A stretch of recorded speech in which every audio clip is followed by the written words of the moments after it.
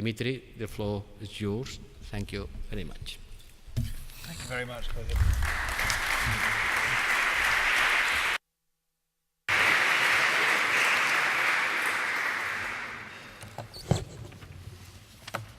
Lovely. Thank you, Josep.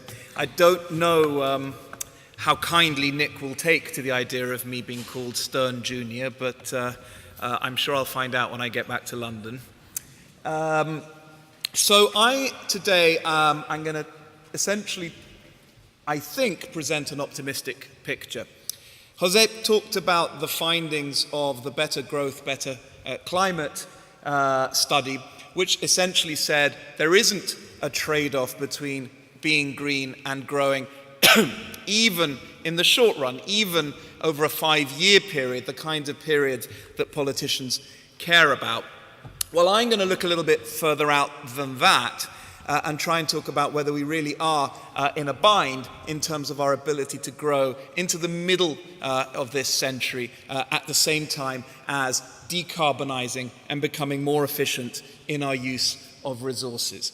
And, you know, at first sight, I don't know if you can see this, you probably can't see this because there are lights on it, but it doesn't really matter. It's a sort of schematic chart that is illustrative. And what it shows is a whole array of resources: population, water use, CO2 concentration. You know, these are inputs, they're outputs, they're intermediary processes, consumption, ozone depletion, and so on. And they're rising at an exponential rate. And it's this that gave people like Malthus, Thomas Malthus, in the 18th century, sleepless nights. He and Adam Smith and others at the time already began to worry that as a human society, we will soon be living beyond our means because we cannot grow indefinitely without depleting these finite and in some cases scarce resources.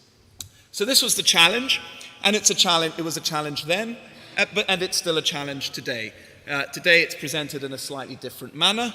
We talk more especially about fossil fuels and energy. We note that fossil fuels still form a relatively cheap way of providing energy, that we note that industrialized countries have industrialized on the back of the use of cheap fossil fuels, and we point to the future and talk about countries having to grow in a way that limits their use of fossil fuels. In particular, for developing economies, this is seen as not just a challenge, but something that has quite strong moral and ethical repercussions.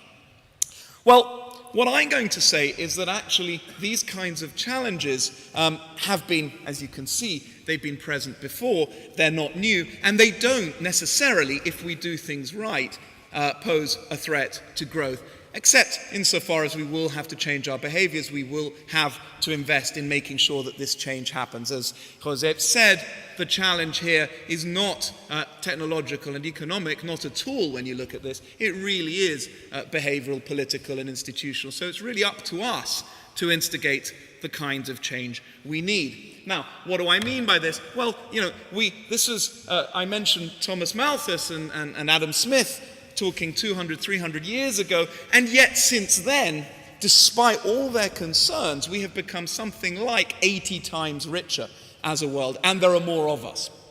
So we've managed to use these resources more intelligently, and that's the clue to what I'm going to talk about today, because what Thomas Malthus effectively forgot is that every mouth is born with a brain. And what we as humanity have managed to do incredibly successfully is become cleverer in the technologies, in the processes, in the institutions, in the behaviors associated with using a finite resource set. That's not to say that we're using these resources sustainably, we are not. But we have built this growth in production and in consumption and to some extent in welfare on the back mostly of what goes on in our heads, not what comes out of the ground. And that holds the key to becoming sustainable and improving the intelligence with which we use resources into the future. Because the only way we're going to be green and grow into the middle of the next century is if we get more out of our fixed resources. Now, knowledge is a wonderful thing. Innovation is a wonderful thing because unlike all the other resources we talk about, unlike natural resources, unlike capital, unlike fossil fuel resources, knowledge doesn't deplete. The opposite, in fact. In fact, knowledge builds on knowledge. The more you learn, the more innovative you become, the more this interacts with your use of other people and with physical capital, and the more output you get. Unless you're in the business of destroying the internet or burning libraries, knowledge tends to breed knowledge. So there are economies of scale associated with the use of knowledge, the very opposite to what you get in the depletion of resources. And so I actually do believe that we can have limitless growth. If you were to put the Earth on a budget, an annual budget of inputs and resource use every year, so that we still lived within our resource envelope in a sustainable way, we would still grow, and we would grow because of this process of learning and innovation. And the rate at which we grow will depend on the rate at which we can foster, induce, and harness knowledge and innovation. So that really does hold the key. There's a lot of writing here, you probably can't even see it, but it just emphasizes the point that knowledge is the driver of capital productivity. In the economics world, this has led to something called endogenous growth theory, which really says that we can think of the concept of knowledge capital as rather similar to physical capital, but one that interacts in very special ways in terms of its cumulative potential through research and development and its interaction with physical capital. So let me give you an example. If you want to invest heavily in computers, people will think, being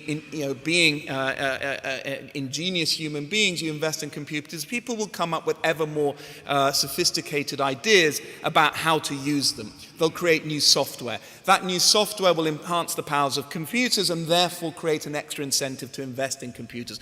And before you know it, you go from a relatively low speed of processing power to all of us having these kinds of things in our pocket, which are incredibly powerful computers, the likes of which didn't exist on the planet a mere 20 or 30 years ago.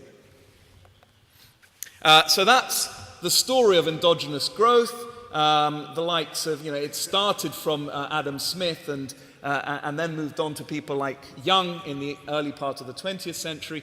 But most famously, it's personified these days by the likes of Romer and Solow in the late 90s, and then Philippe Aghion and Howitt and others who talked about the importance in terms of trying to steer growth of managing your stock of human assets and managing your stock of knowledge. The rate and the quality of your growth will depend on the degree to which, effectively, you invest in knowledge and innovation. Now, to most of us, that's self-evident. But to much of the economic profession, the assumption until this formal representation of endogenous growth was brought into the fray was that actually knowledge was this thing that just happened. Innovation just took place, and it didn't have recognizable drivers. The big change here was to say, well, actually, no, innovation and knowledge doesn't happen just on its own. It requires a recognition of what the drivers are that will bring it about. And this has certain important ramifications which I'm going to talk about. The most important of which is what I will call path-dependency.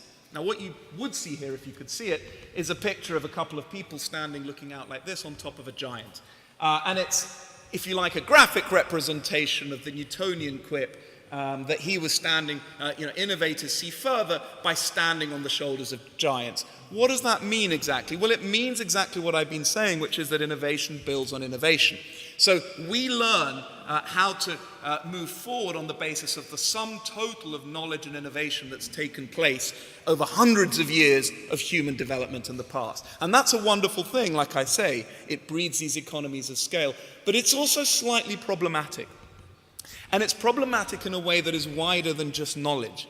It basically says that the path that we have taken in the past is the greatest driver of the kinds of paths that we're going to take in the future. And that can be a problem. It's a problem because we can get locked into the wrong kinds of paths. It's fine when that path doesn't brush against the kinds of constraints and resource limitations that we spoke about. But what about if it does?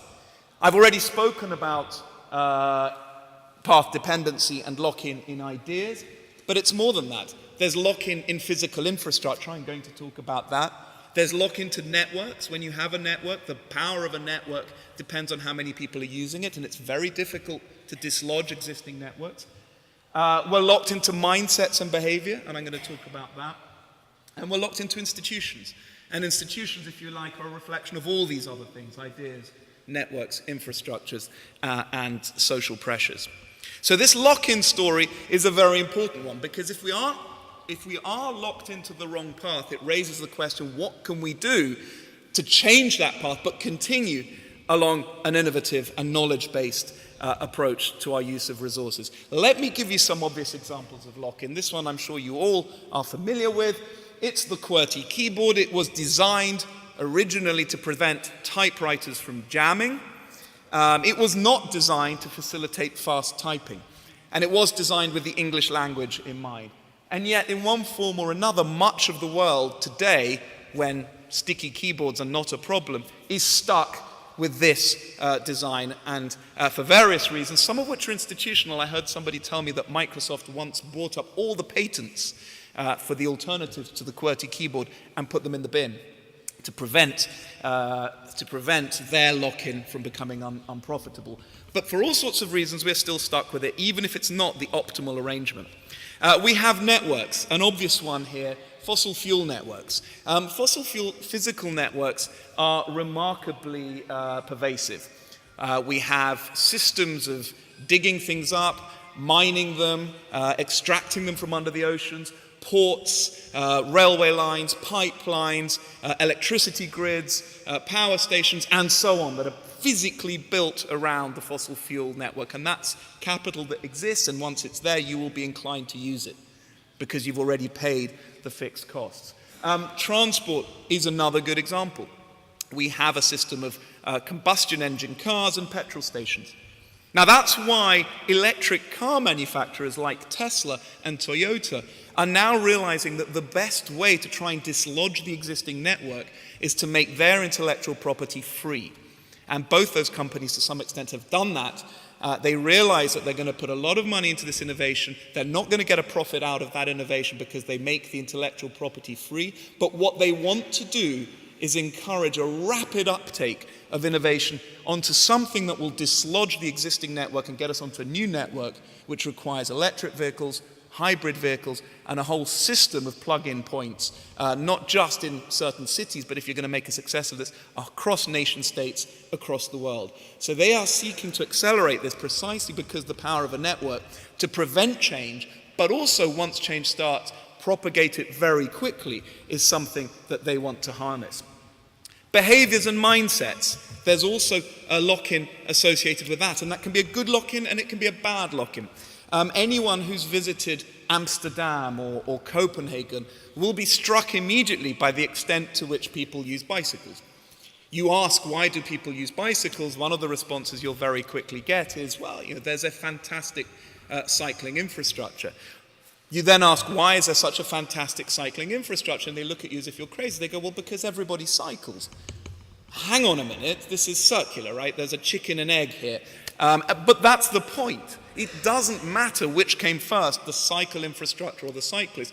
Once you go down that path, it's very difficult to dislodge the mix of behaviors and mindsets from the institutions. And of course, those cyclists will then lobby their mayors and their political representatives to make sure that there are more cycle lanes, that there's more representations. They will get elected on that basis. If you take a sprawling city like Phoenix or Cincinnati, which is based on suburbanization and the use of cars, it's not a very popular thing, a platform for a mayor to stand on, to promise, cycle lanes and congestion charging and pedestrianization. Their political tenure would probably last minutes if they did that. The physical infrastructure, the behaviors, and the institutions, they all interact with each other. And that makes a very big difference, and I will show you in a minute what urban design can do to the sustainability of cities. But the point that this picture shows, which shows a rather distraught, a rather upset woman who's upset for reasons that are clearly related to the state of what used to be her house. This comes from a book by Kalzenig called The Death of Sprawl, and it's about a community called Victorville, which is about 100 miles northeast of Los Angeles. It was built in the early 2000s, so we're talking new housing stock, at a time when the gas price, the petrol price, gas as they call it in America, was $2 a gallon. At that point, you could live significant distances, many tens of miles away from the local shops, community facilities, schools, hospitals, and still afford your daily commute. When gas prices at the end of that decade doubled to more than $4 a barrel, people decided they didn't want to live there anymore, because actually one of the greatest expenses in their budget was the use of petrol in their cars. So people didn't buy the houses, people couldn't sell the houses, the mortgage companies foreclosed on the houses, and in the end they decided, rather than trying to sell them at a discount, it was just cheaper to bulldoze the entire community. So this happened over a period of 10 years in the absence of resilient planning against a change in fossil fuel prices. Now, if you replicate that to the situation in China, in India, where cities are being designed, and where the very demands that you get from a growing middle class in places like China and India is likely, or at least you wouldn't rule out the chance that it would push up petrol prices, gas prices, fossil fuel prices in the future, you really need to think about how vulnerable these cities are to scarce resources pushing up the supply price of transport. And Lockin matters in many other ways. I live in London, and this is a picture of what should be visible, should be a Roman road, a Roman horse chariot, and some of London's kind of quirkily shaped skyscrapers, and in the corner there, a little Mind the Gap t-shirt, which I spotted in Brazil. Now, I don't know how many of you have been to London, but what this story tells us is that many of the cultural and physical characteristics of the city were determined by decisions made by Roman pioneers 2,000 years ago. The shape of the buildings is determined by the fact that the road plan is Roman, and the road plan is too small for some of the kinds of skyscrapers that bankers like, with big trading room floors. So you get these weird-shaped buildings with narrow bases, which balloon outwards so that you can have the kinds of floors that traders want. You also have the development of a whole new community many miles away from central London called Canary Wharf, which was new build, which allowed you to build these standard square block skyscrapers which bankers prefer.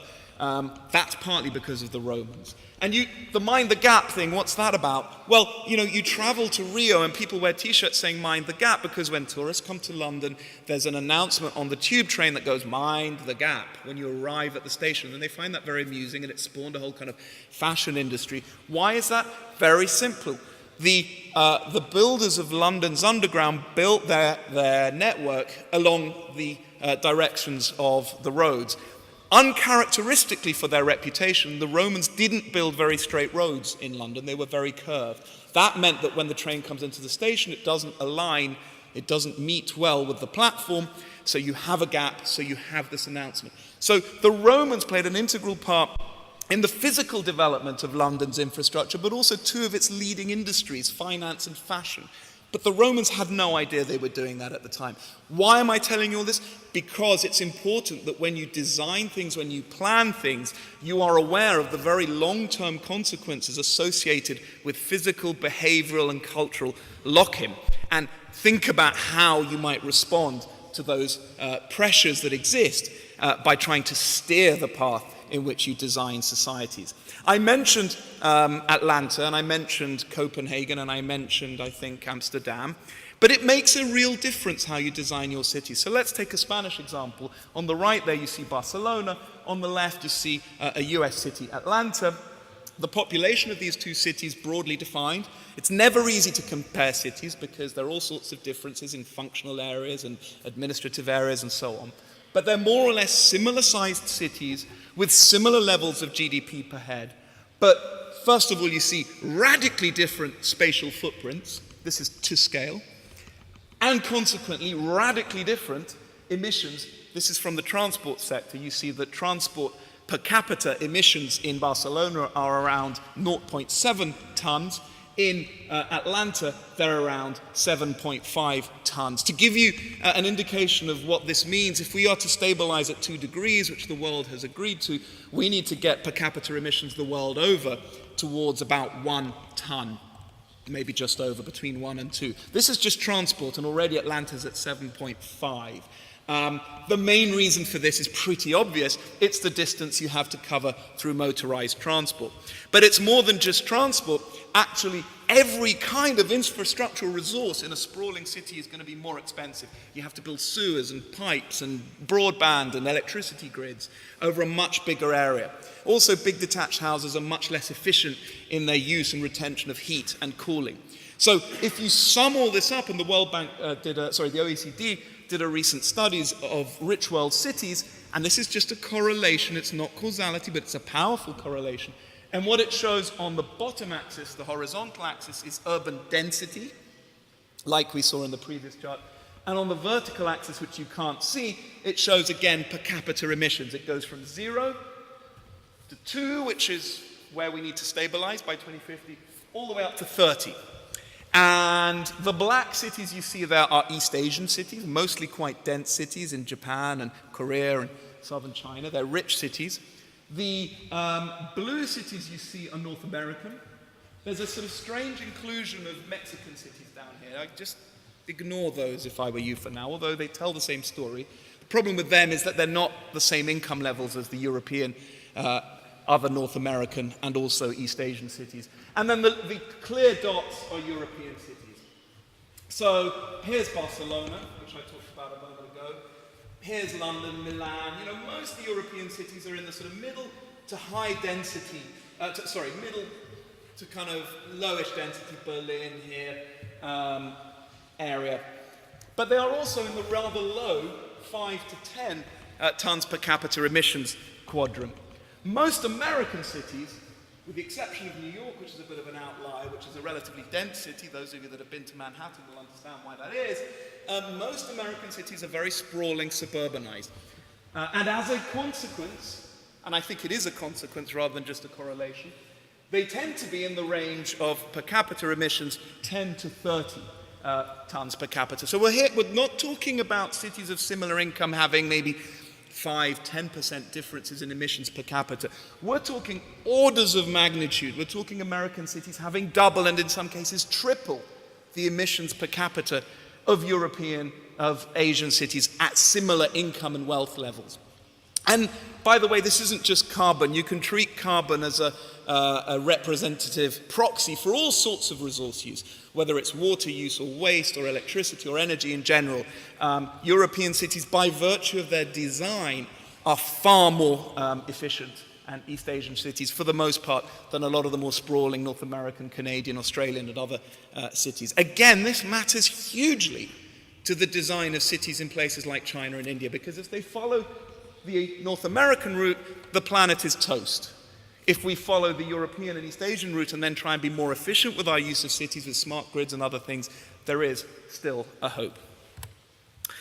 And then, of course, I talked about giants, innovators standing on the shoulders of giants. There is also an institutional problem where, to some extent, you can have giants standing on the shoulders of innovators. We know, for example, that fossil fuel companies, they're very large, they have a lot of money to spend on the brightest graduates to do research in extracting fossil fuels from ever more remote locations. They have very strong lobbying power with politicians. Innovators on green, renewable, energy-efficient sectors, for the most part, are quite small. In many cases, they're still innovators. They don't have an industry and a sector which can spend large amounts of money lobbying politicians and so on.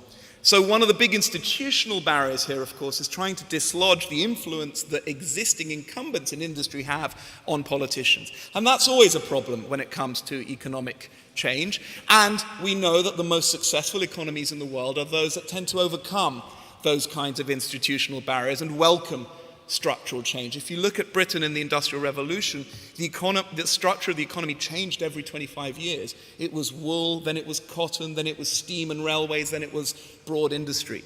There was this ability not to pander to vested interests that existed, but to embrace change. And we see that today. There are many examples of the most successful economies being the ones whose institutions allow their resources of people and capital to move from low growth, unproductive sectors quickly to new high growth, productive sectors, or at least not prevent that change. But you know that those existing players will try and prevent that change, because in the political economy, the losers know exactly who they are and they know how much they're going to lose, and they will lobby their politicians to prevent change. The winners, which is all of us for the most part, and a lot of the new innovators, the potential new markets, won't know who to lobby, and in many cases they're just that, they're potential, they don't exist yet. So you need very strong, well-governed institutions in order to take advantage of change. So where does that leave us? What you would see here, if you could see this, is a fork in the road, okay? And I've already, I hope, convinced you that every stage of human innovation and human development is path-dependent. We are where we are today because of the sum total of all the innovation, all the infrastructural investment, all the behavioral norms that we've built up in the past.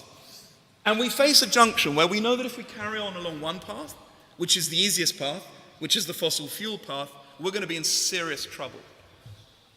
Whereas if we go another way, it's possible that we might be able to prevent ourselves coming to a carbon crunch. Try and change our resource use in such a way that's compatible with meeting a 2-degree warming target. But how do we do that? How do we know which path to take, and how do we make the necessary changes to take the right path and do so most effectively and at minimal cost? Because the risk is here that, well, if it's going to be so expensive, maybe we'll take our chances dicing with climate change. Well, I've said already that I don't think the barriers are technological and institutional, and certainly there's no reason to believe that they would be. Why would you expect, after, say, 50 years of investment, it to be more expensive to extract energy from the sky, i.e. the sun, or from wind, or from the water, tidal and wave, and so on, and in the hope that there is some kind of breakthrough on storage? Why would that be more expensive than a world in which you employ lots of people to dig things up, to put them on ships, to stick them on pipelines, to send them halfway around the world, to burn them and then distribute them through a very extensive grid?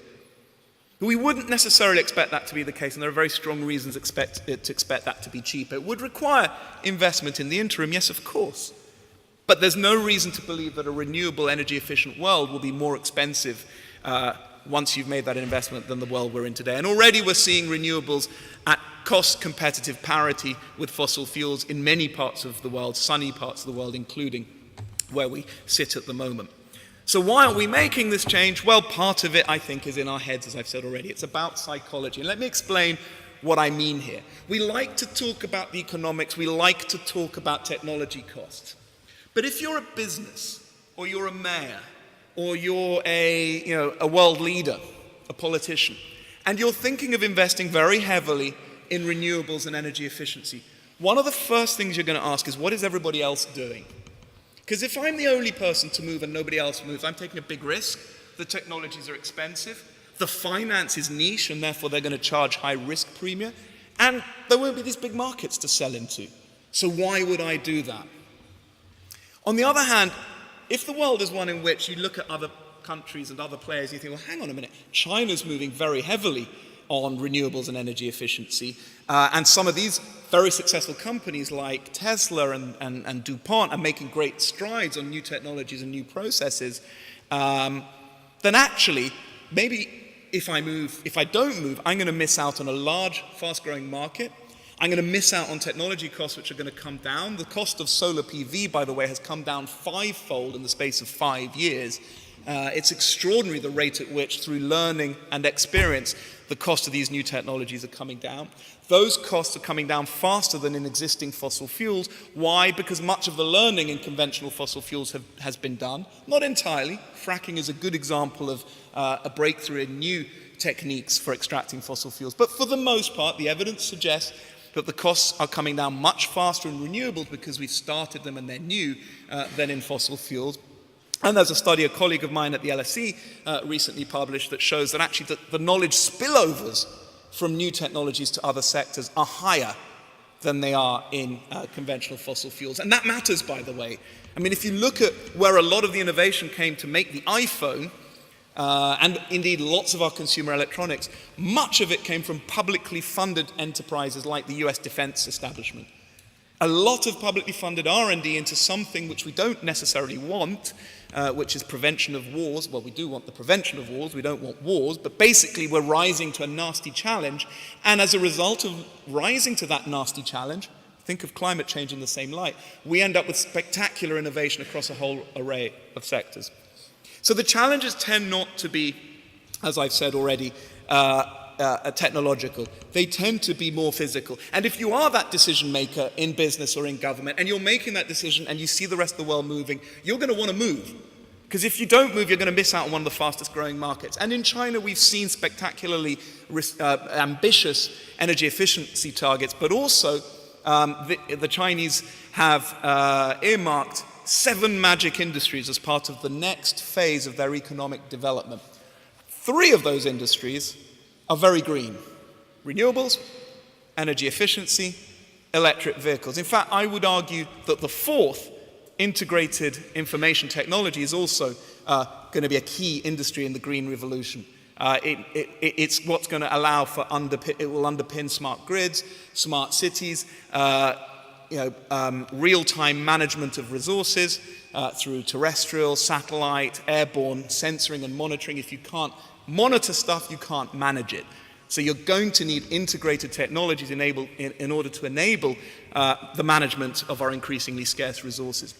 Why are the Chinese doing it? Is it because the Chinese are much more sensitive to global environmental pressures than we are? Absolutely not. It's because they understand that this is a commercial opportunity. It is already one of the fastest growing markets. It will continue to be one of the fastest growing markets over the 21st century, because the world will transition to resource efficiency and renewable, because otherwise it won't be able to grow. They know that, and they know that they're most vulnerable because China wants to grow very quickly, and it doesn't want to be saddled with excessive resource prices. Why, by the way, do I say that the world inevitably will transition to low carbon? Am I just one of these evangelists that's sort of divorced from reality? Well, let me explain. It's the stock of greenhouse gases that affect global temperatures, not the annual flow of greenhouse gases. That means think of a bathtub or a reservoir. You've got to have, you turn the tap on, that's the flow, that's the annual emissions. That bath is going to go up and up and up and up until you turn the tap off. So until we get annual emissions down to net zero, we won't stabilize at any temperature. Whether it's 2 degrees, which the world has agreed to, or 4 degrees, which is very dangerous, or 6 degrees, in which case we're toast, probably. We have to get down to zero carbon emissions, net zero. We either do it the easy way, by managing that transition, or we do it the hard way, by kind of eliminating vast chunks of our population until we get down to those emissions. But we will do it. And if we will do it, it raises the question, what's the best way to manage that transition, to harness the innovation, and to take advantage as best as possible of the opportunities?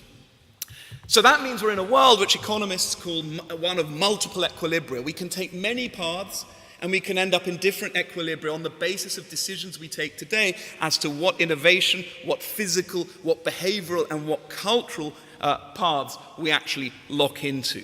And that's a problem for economists, because path dependency means you can't model things very well. Oh dear.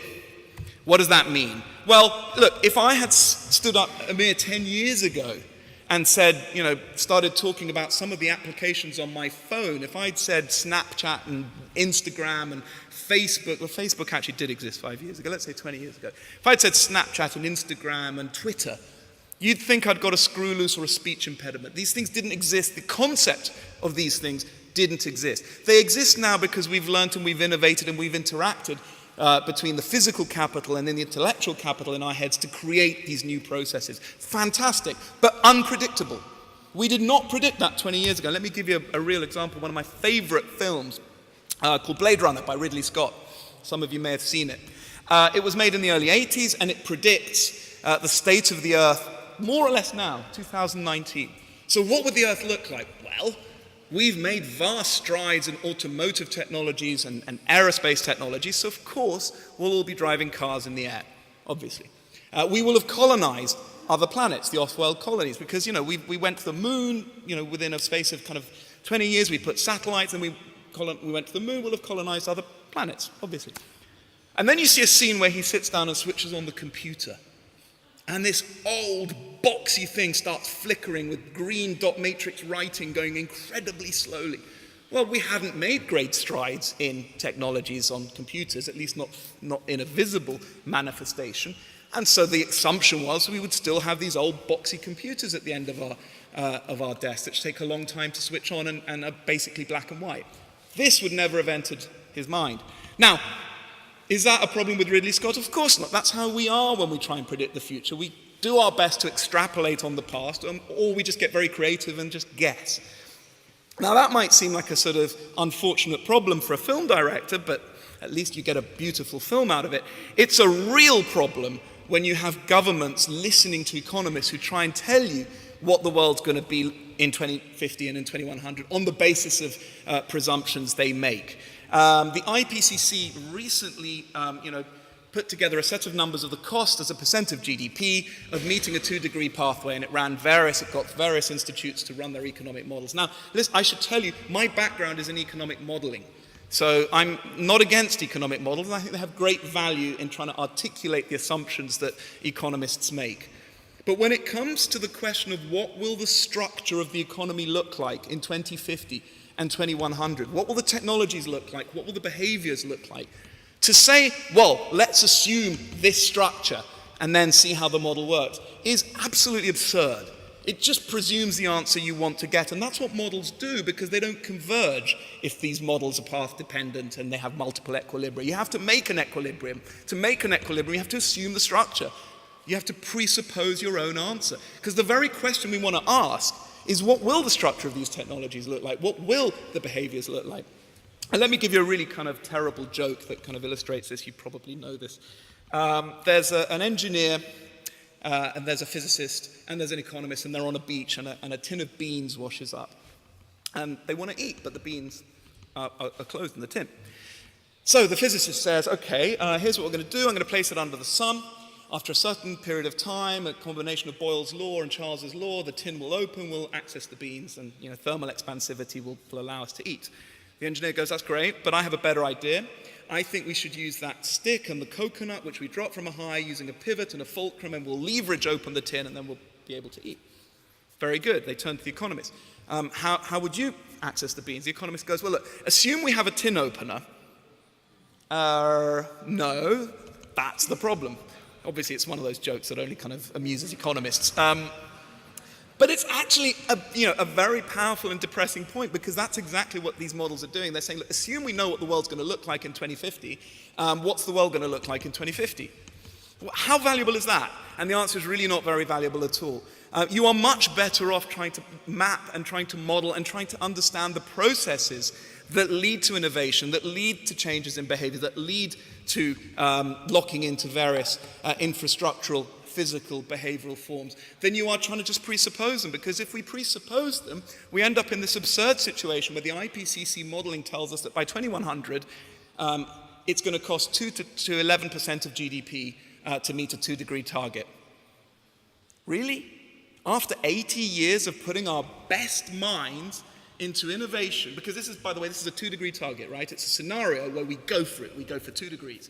So we will have invested heavily over 80 years in the new technologies, in renewables, in energy efficiency. We'll have put our best minds to it. We will have got humanity galvanized. We'll have got entrepreneurs and innovators working on this. And the IPCC are telling us with a degree of deterministic certainty that the cost is going to be 2 to 11% of GDP. They're not even entertaining the possibility, like I said before, that a world where you get energy out of the sky and out of the sea and out of wind, and you store it, will be significantly cheaper than employing loads of resources, human and capital, in digging stuff up from ever more remote parts of the world and transporting it, is absolute absurdity. It doesn't pass a sniff test. It doesn't deserve to even be looked at. And yet they made the headlines, and it's what politicians are looking at. So it's a really clear message here. We really should worry less about trying to predict the future over the long term, which we can't do, and worry a heck of a lot more about trying to determine what trying to design that future, and trying to instigate the kinds of processes that give us a chance of meeting the challenges we have. So to conclude, what does that mean? It means innovation is key, and that's why you want broad support for innovation if we're going to meet our carbon and sustainability challenges, we need to be much cleverer in getting more out of the resources we have. So that means both more innovation, but also qualitatively a shift in innovation from existing technologies towards more resource-efficient ones. It means making sure we go down the right path. And that means steering expectations. I've said already, the best way to get humanity to achieve an outcome is to make everybody believe you're going to achieve that outcome. And it took monetary policymakers years to figure out that actually the best way to control inflation is to do whatever it takes to make everybody believe you're going to control inflation so that they behave in a way that actually ends up controlling inflation. It's exactly the same thing with innovation. If you tell people we're going to have to make an atom bomb if we're going to win the war, they'll make an atom bomb. If you tell people we're going to have to go to the moon, otherwise it's going to be bloody embarrassing in the race against the Soviets, and by the way, we'll bankroll it and put whatever money it takes, they'll believe it and it will happen. So credibility in terms of managing expectations and also leadership is going to be a key part of this. Note again, these are cultural, institutional, behavioral words. This is the language of psychology and expectations. It's not the language of engineering and technology. It means one, and the first 2 points, by the way, interact, right? One of the most credible signals you can send is putting money into research and development. But it requires other policy mechanisms, like a carbon price to incentivize producers and consumers to move to less resource-intensive, carbon-intensive forms of production and consumption. I've said already it means focusing less on prediction and more on design. And then finally, as a sort of footnote, it also means changing the way we think about global negotiations. We've got the Paris Conference of Parties at the end of this year, a big meeting of the global powerful policymakers in order to come to some kind of agreement about the next step in our global decarbonization. But if you understand that this is about opportunities in innovation, opportunities in new growth markets, managing a transition like we've managed many transitions before, with very limited impacts on growth, and actually even in the short run some benefits, energy security, energy efficiency, pollution, congestion, and so on. These are the areas that were highlighted in the Better Growth, Better Climate report. Then that changes the nature of the negotiations, because what we have at the moment is negotiations that say, well, I'll move if you move. It's back to expectations. But if you don't move, then I'm going to do the minimum. So it's this race to the bottom where every country does the minimum. The language they use is this horrible term, burden sharing. We've all got to make a sacrifice. Let's share the burden. Actually, you're going to have much more chances of success in Paris if you move away from the language of burden sharing, which of course means that every country is going to try and play its own interest and do as little as possible in order partly for brinkmanship, in order to game the process. If instead you act in a way that realizes the opportunities, you understand that the transition to low carbon is inevitable, it will happen, therefore you may as well try and take advantage of how you manage that transition, then you get a much more cooperative game. Paris becomes a process, it becomes about self-interest, it becomes about opportunities, and it's much more likely that you're going to get some kind of global agreement. So to re-emphasize the point that I've made probably now the third time, but I think it's worth emphasizing, this is not an economic question, it's not a technology question. It's where all the focus is. We love to have economists produce numbers and percentages of GDP. This really is about breaking out of a waiting game in order to take advantage of the challenges and opportunities. It requires some investment, it will require change, it will require transition. Some will lose, some will win. But it's all in the midst that humanity has managed perfectly competently before, and so it will be in the future.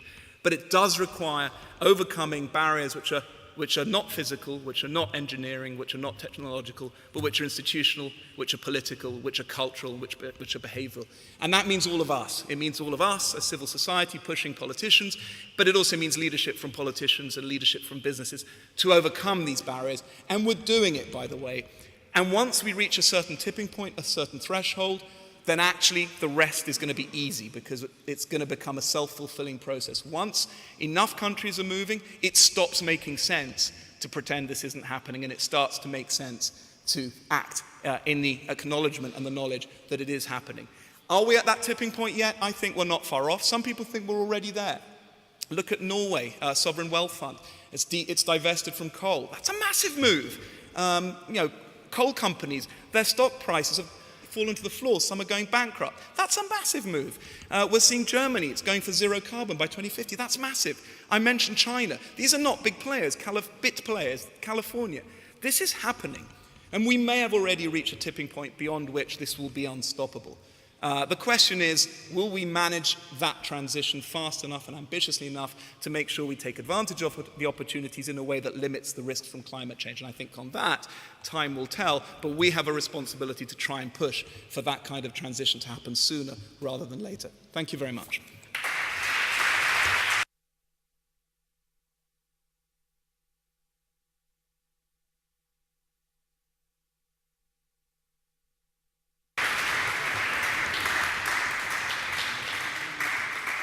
So I presume I can take questions. I can take them from there or here, but I might need my...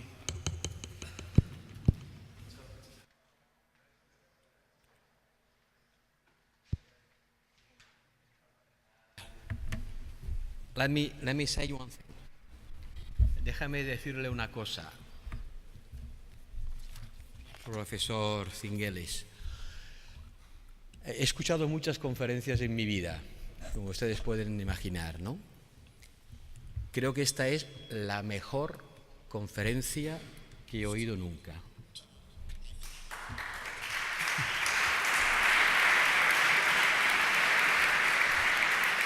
I didn't actually manage to get the translation in time. No he escuchado la traducción, me voy a dar el gustazo de repetirlo, ¿no? I got it. Now you got it. Okay, this is the best lecture I ever heard in my life. Oh, well, that's it. And that's probably the biggest compliment anyone's ever paid me in my life. No, de verdad. O sea, and I've heard a lot of lectures, and some of them very boring, and some of them interesting, and some of them clever, and some of them motivating. Y la suya me ha dejado, en castellano decimos, no sé cómo se traduce esto en inglés, patidifuso. Patidifuso, which is the English word shock, no? Es más, congratulations. I'm sorry to the interpreters as well who had No, to es fight verdad, with. supongo que ustedes comparten mi opinión. Es difícil encontrar una combinación de capacidad comunicativa, de body language, de conocimiento del tema, de capacidad de expresión corporal y de que... Fantástico, ¿no? Deberíamos contratarle a usted todos los días para que explicara eso en todas las partes del mundo. Y su mensaje final, this is not technological, this is not economic, esto es político, es cultural, es antropológico. Es antropológico.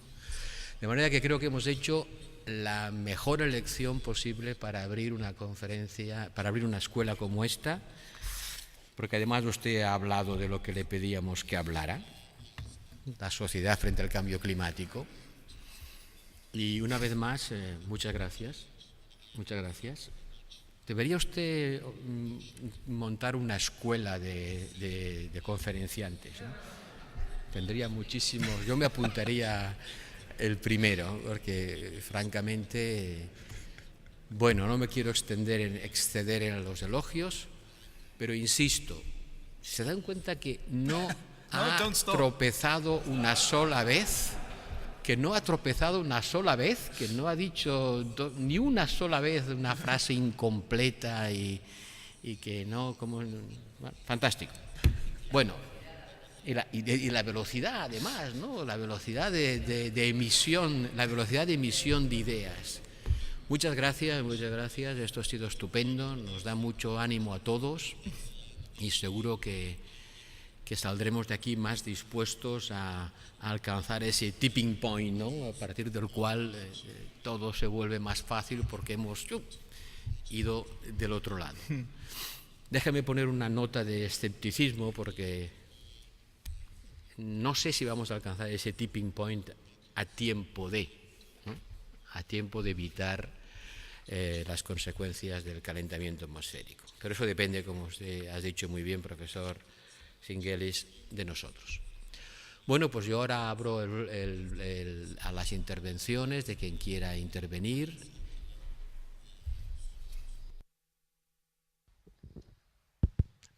Thank you, Professor Borrell. Congratulations, Professor Zenghelis. Como quieras, ¿sí? Vale. Okay, perdón, soy Manuel Alejandro Cardenete, director del Departamento de Economía de la Universidad de Loyola y director de la Escuela de Posgrado. Y coincido con el profesor Borrell de lo magistral de la conferencia, pero hay algo en lo que no estoy de acuerdo. Yo soy economista dedicado a modelos de equilibrio general, y el tema de la validez de los modelos, de la modelización en temas de multiobjetivo y múltiples equilibrios, yo creo que los modelos sí tienen capacidad para captar, y sobre todo pensando en temas medioambientales como el tema del CO2, esas previsiones. El próximo jueves defendemos una tesis doctoral que he dirigido donde analizamos Andalucía en 20 años y la estabilidad de los coeficientes técnicos es muy alta. Porque al final lo que te varía en una economía, y eso es extrapolable a otras economías, son porcentajes pequeños de sectores productivos. La forma de hacer una mesa o de una silla no cambia en un corto plazo o medio plazo de 20-25 años. Y cuando se habla de I+D, que en la exposición lo planteaba, la afectación de la I+D va a sectores muy, muy específicos, no a la mayoría de los sectores. Por lo tanto, cuando hablamos de CO2 en modelos de previsión a largo plazo, yo creo que sí tienen validez. De hecho, la propia Comisión Europea, los modelos que utiliza para hacer previsiones de impacto de CO2 son modelos de equilibrio general. Por lo tanto, yo provengo del Economic Modeling también y sigo defendiendo la modelización como instrumento para analizar y en un momento dado también para poder proveer de políticas económicas para intentar acotar los niveles de emisiones. Muchas gracias. Perdón por tanta introducción teórica, pero quería discutir un poco este tema en el término anglosajón del discussion, ¿no? Gracias. Muchas gracias. Tenemos la suerte de tener aquí a una de las personas que más responsabilidad práctica tiene en el modeling para la Unión Europea de los efectos del clima sobre la economía y de la economía sobre el clima, de manera que podemos hacer una interesantísima discusión sobre eso. Vamos a tomar otra pregunta para... I take a second question, ¿no?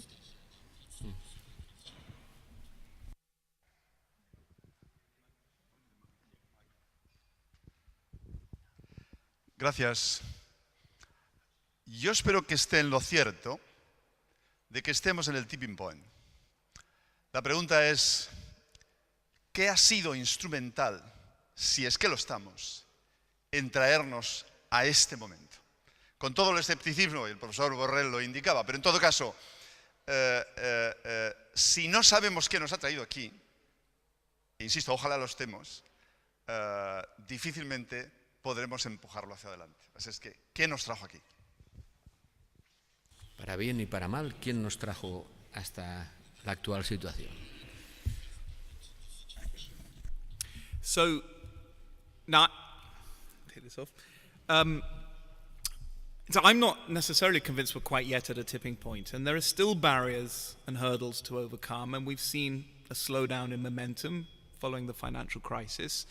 And it's worrying, and we've seen some unhelpful political changes in many countries, perhaps particularly Anglo-Saxon countries. Europe, though, is looking more introspective. Europe has been a leader in this. Understandably, Europe has bigger fish to fry at the moment. There are existential problems in the European Union that are occupying people's minds, and so on. So there are still barriers ahead. Let's be clear on that.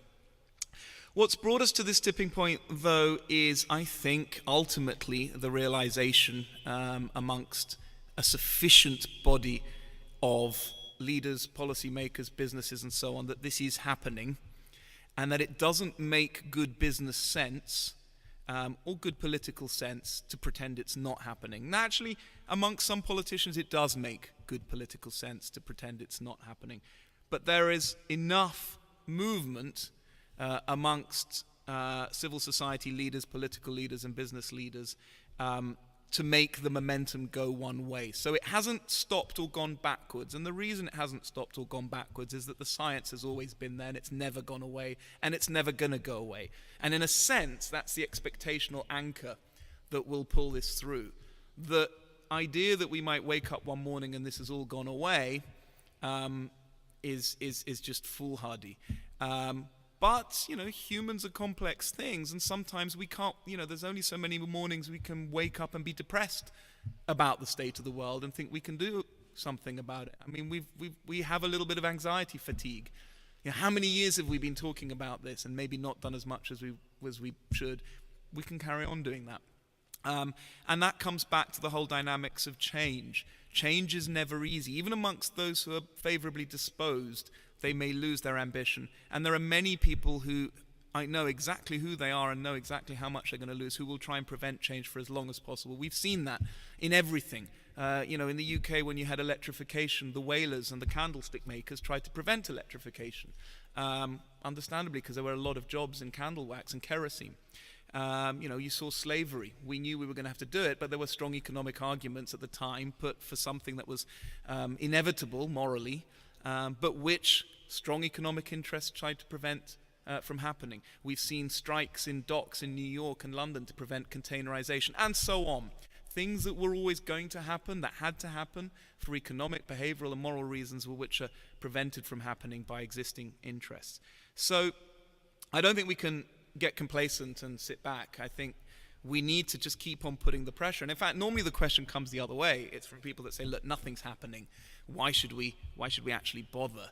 And my response to that is, well, a lot is happening. We now have, I think there's a study by Globe International which shows that the number of countries with climate legislation doubles every 5 years. I think the latest tally is somewhere in around 80, I think we're at. That's a lot of countries, and all the serious major countries are in that. They all have climate legislation. That wasn't the case 10 years ago. So my response to the opposite question is this is happening. The counterfactual of us not trying to do anything would be really depressing. But yeah, I share your concerns. It's not obvious it's going to happen or is happening fast enough to get us to that tipping point. And then the tipping point somehow also needs to be expressed carefully. You may get a horrible situation where a lot of countries do tip, and other countries say, well, you know what? The cost of fossil fuels has hit the floor now because demand in Europe and China and America's tailed off, and we're sitting on coal mines, so we'll just burn it anyway. What do you do about those countries? Somehow you have to think about how you buy them out. I don't know, but the feedback mechanisms are mostly positive, but they're not all positive. Some are negative. On the modeling story, look, I'm a fan of models. I've been in modeling, all of my life. And I agree with you. In the short run, they certainly have deterministic, prescriptive value, both in terms of projections and also simulations. I think the further, and you said 25 years, I think 25 years, roughly, that's where it starts to become a little bit more questionable. I think models still have a role to play in telling us about processes in 25, 50, 100 years, less to tell us about precise predictions. There's nothing in the models that will tell us what technology is going to come right and what behavior is going to come right, that we are unable to presuppose. We can't just presuppose those structures. And my worry is about when models are used. I said 2100, but also 2050. It's the long-term structural stuff that really worries me. I mean, in a GE model, you need a structure. You need an equilibrium. You need a supply side. You need assumptions about behavioral responses. You need assumptions about production possibilities, and so on. And those are the very assumptions that we actually want to change come 2050 or 2100. This is a complex issue. ¿Puedes ilustrarnos? No creo. Soy Antonio Soria, trabajo en la Comisión Europea y el profesor Borrell me ha hecho una ligera alusión a nuestro trabajo. Hay varios aspectos que quisiera. En primer lugar, felicitarle por la extraordinaria y muy estimulante presentación. Yo comparto, como digamos, practicante un poco del modelado económico, comparto las reflexiones que se han hecho hasta ahora y soy de la opinión de que solo un modelo mejor desplaza a una suma. Es decir, nosotros podemos hacer unas cuentas en the back of an envelope, pero solo un modelo mejor desplaza los resultados de un modelo mejor. Evidentemente, si tomamos el paradigma de equilibrio general, hay una base que es rígida, que no podemos capturar en muy largo plazo, pero sin embargo las conclusiones que se obtienen de un análisis necesariamente imperfecto dan un cierto mensaje y nunca se utilizan esas conclusiones en modo predicción, sino simplemente comparando una determinada proyección con una variante. De manera que el modelo es esencialmente erróneo, lo que puede ser más robusto es la primera derivada entre, digamos, el cambio entre una proyección de base y un escenario. Y esa derivada sí que da un mensaje políticamente sólido. Dicho esto, en fin, otra objeción mía, que esta ya está discutida anteriormente, una objeción mía es un poco el mensaje que ha pasado usted sobre el principio universal, sobre lo que importa es la economía de la psicología. Es decir, las expectativas son reinas. Las expectativas son reinas hasta cierto punto, en el sentido de que si nosotros ahora mismo nos ponemos todos de acuerdo de que mañana va a haber teletransporte, eso no va a hacer que mañana el teletransporte suceda. De manera que una dosis razonable de pesimismo ingenieril, si puedo manifestarlo de esta manera, es muy adecuada y siempre hay que ponerse en la hipótesis peor. El apocalipsis está a la vuelta de la esquina. Es bueno pensar así, aunque no sea así. De modo que será un poco mi reflexión sobre la validez universal de las expectativas. Las expectativas son importantes y, evidentemente, si mañana todos nos ponemos de acuerdo en que la bolsa va a bajar, la bolsa bajará. Pero si nos ponemos de acuerdo en que va a haber teletransporte, no va a haber teletransporte. Eso es un poco mi reflexión. En efecto, las expectativas tienen un alcance limitado, ¿no? Pero es muy difícil prescindir de ellas, ¿no? Ya lo decía Keynes, ¿no? Los espíritus animales, ¿no? Animal spirits, ¿no? Al final, ¿qué va a pasar? Pues va a depender un poco de lo que la gente piense que va a pasar, ¿no? Entonces, pero es verdad que si mañana nos ponemos todos de acuerdo en que la ley de la gravedad no existe y nos tiramos de arriba de la giralda, pues lo más seguro es que nos rompamos la cabeza, ¿no? O sea, hay cosas que las expectativas no cambian, ¿no? La realidad física no la cambian las expectativas. Pero no estamos hablando de eso. Yo creo que el profesor no ha hablado de decir, nos ponemos de acuerdo en que no hay ley de la gravedad y la ley de la gravedad no existe. No, no, evidente.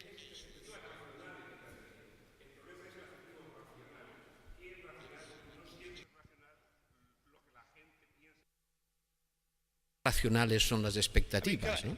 Pero en fin, adelante. Look, I just to sort of, unfortunately didn't catch the last bit, but I just want to say that I agree with everything you've said, Antonio. Actually, thank you for clarifying that. Certainly, and I think I did try and say that I think there is value in simulations against baseline for modeling. My worry is predictions about levels in the medium to long term, and I think this is about as much about politicians understanding what models are good for and what they're not good for, as it is about the use of models themselves. I think you're absolutely right. They have a powerful role to play in simulations at any point in time. I do, if I'm going to be a little cynical, I wonder sometimes whether the modelers themselves, it's another lobby, it's another vested interest, want to make that distinction as clear as they might do, because if they want to get research grants for stuff and politicians want them to say it's going to be X% of GDP in 2100 and they're going to give them lots of money to develop their model, well, maybe they'll develop the model and take the money. It's a bit cynical, but I think sometimes modelers don't make this as clear as they could do to politicians, the health warnings about how to use their models.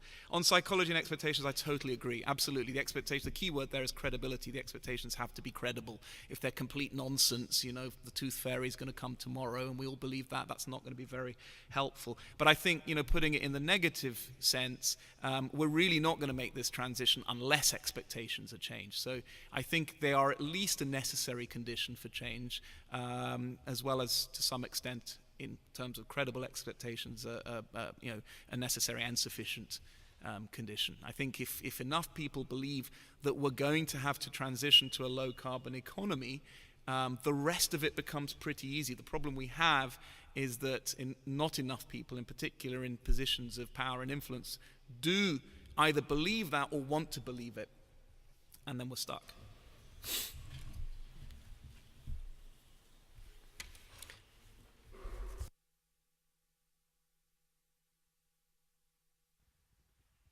Gracias.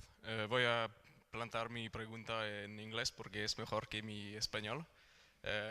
As you said quite clearly, the countries in the Nordic part of Europe have made quite a change, and we've also seen more recently changes in Germany taking place, perhaps not as smoothly as they might have occurred in the Nordic countries. And in that case, what would you say are the tools that regulators should put forward in the short to sort of medium term, that is to say 3 to 5 years, in order to enhance the changes that have to take place in Europe, let's say, for example? Thank you.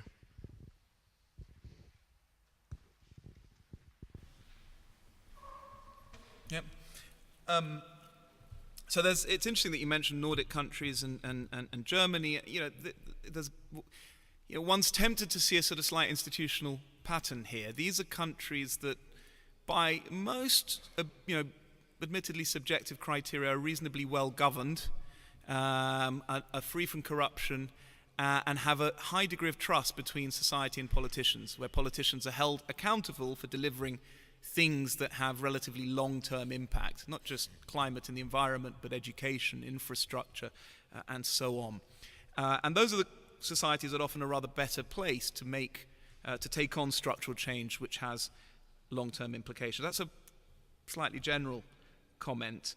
In terms of the tools that policymakers have, once they have a political mandate and once they have shown leadership and have a degree of public support, then they're pretty much the same kind of tools that we all know about. You've got to have carbon pricing, but that's not enough. You've got to have tough efficiency standards, which you have in Germany and the Nordic countries. That drives efficiency gains and productivity gains. You've got to have support for innovation and basic research and development, but you also need some support for deployment as well, which is why you have things like renewables targets, which are not price-based and not innovation-based. And that requires some strategic decision-making, but more often than not, these policy tools have got to be non-discriminatory and transparent. So you take some strategic decisions on directions for technologies. You might support some technologies, but something like a carbon price doesn't make any judgment on which technologies. It just leaves that up to the market to determine. So it's a mix of tools, and each tool, to some extent, tries to correspond to the appropriate market failure, or if you don't like the language of market failures in strategic decision-making, also in trying to steer, again, expectations as to what sectors you want to favor and what sectors you're likely to allow to decline. Había otra pregunta, creo. Había otra mano levantada por la zona esa. ¿No? ¿No? Entonces, por favor.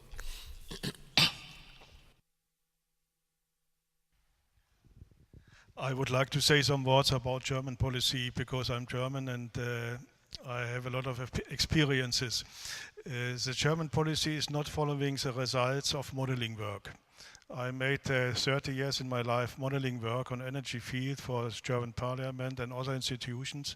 And sometimes it was helpful and sometimes not. The German policy is decided by, let's say, rational discussions, but not by modeling work.